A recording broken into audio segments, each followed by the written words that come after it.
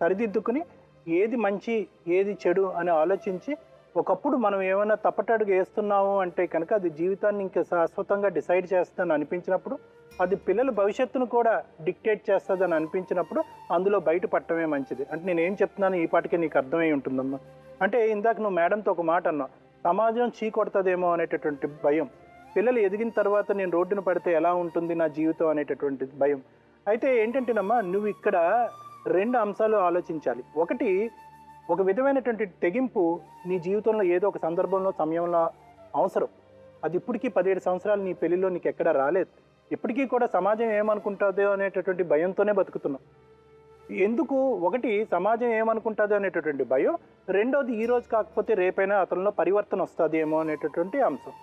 ఒకప్పుడు నువ్వు బయట పడలేనటువంటి పరిస్థితి ఉంటే కనుక నిన్ను నువ్వు ఎంతవరకు మార్చుకున్నావు, మలుచుకున్నావు. అంటే ఒక వ్యక్తి నీకు పెళ్ళైనటువంటి కొత్తలో నీకు మిగిల్చినటువంటి చేదు జ్ఞాపకాలు ఏవైతే ఉంటాయో అవి శాశ్వతంగా నీ బ్రెయిన్లో నిలిచిపోయినాయి.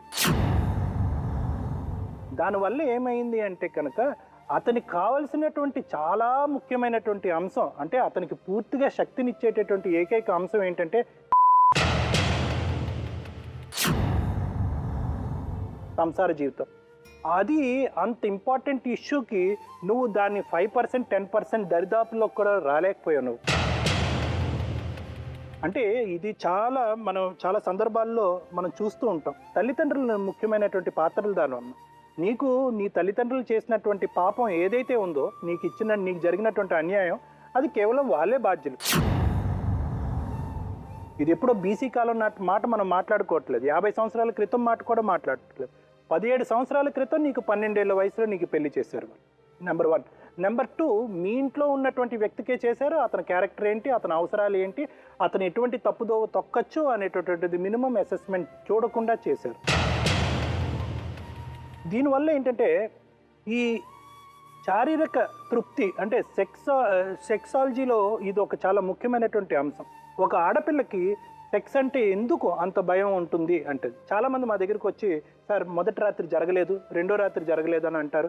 అలాగే ఏంటంటే ఒక 6 నెలల వరకు మా ఇద్దరి మధ్యన భార్యాభర్తల సంబంధం లేదు అంటాం.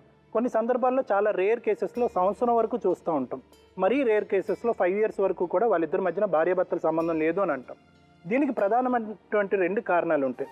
ఒకటి ఏంటంటే, యూజువల్గా చిన్న వయసులోనే పెళ్ళిళ్ళు అయినప్పుడు ఏంటంటే, అందరికీ తెలిసినటువంటి అంశం ఏంటంటే, చిన్న వయసులోనే పెళ్ళైనప్పుడు మానసికంగా శారీరకంగా మీరు తయారవరు కాబట్టి, దానికి ప్రిపేర్డ్నెస్ ఉండదు కాబట్టి అది ఒక అంశం. రెండోది ఏంటంటే కనుక, భార్యాభర్తల మధ్యన ఏజ్ గ్యాప్, వయసు నిమిత్తం ఉండేటటువంటి గ్యాప్ ఎక్కువ అవుతాయి కనుక అటువంటి సందర్భాల్లో కూడా ఈ సెక్స్ అంటే భయం అన్నటువంటిది ఏర్పడుతుంది.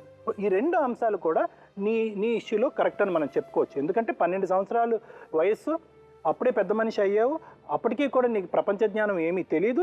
అందులో ఏంటంటే నిన్ను ఇందులోకి లాగి నిన్ను శారీరక సంతృప్తి గురించి కోరటం అన్నది ఏదైతే జరిగిందో, అమ్మా, అలాంటి వాళ్ళది నిజమైన ప్రేమ కాదు, అది వ్యామోహం. ఎగ్జాక్ట్లీ చిన్నత్త, నిజంగా ప్రేమించుకున్న వాళ్ళు అలా చేయరు. ఎంత మనసు విరిగిపోతే కన్న కూతుర్ని పట్టుకొని మా దృష్టిలో చచ్చిపోయా ఉంటుందా తల్లి?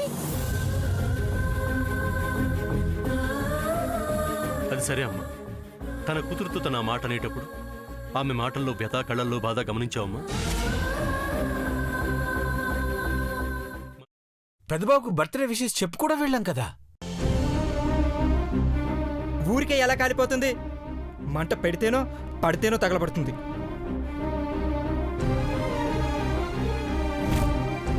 కరెక్ట్ చిన్నబాబు, నీకొచ్చినట్టే నాకు డౌట్ వచ్చింది. పార్వతే షర్టును తగలబెట్టిందనుకుంటా.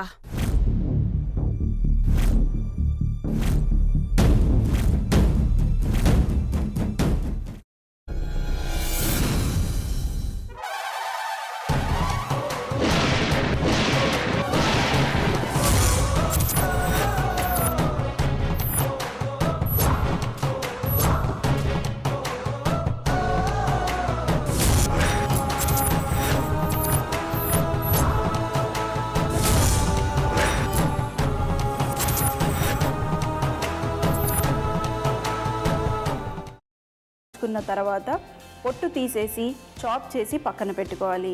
ఒక ప్యాన్లో కొద్దిగా నూనె వేడి చేసి అందులో ఆవాలు, మినప్పప్పు, శనగపప్పు, కరివేపాకు, సన్నగా తరిగి పెట్టుకున్న ఉల్లిపాయలు వేసుకుని 1 నిమిషం పాటు వేయించుకోవాలి. ఆ తర్వాత కాల్చి కట్ చేసి పెట్టుకున్న వంకాయని కూడా అందులో వేసుకుని బాగా మిక్స్ చేసి బౌల్లోకి ట్రాన్స్ఫర్ చేసుకుని అందులో తగినంత చిక్కటి పెరుగు లేదా పల్చటి పెరుగు వేసుకుని మిక్స్ చేసి అన్నంతో కానివ్వండి, చపాతీతో కానివ్వండి సర్వ్ చేసినా చాలా బాగుంటుంది.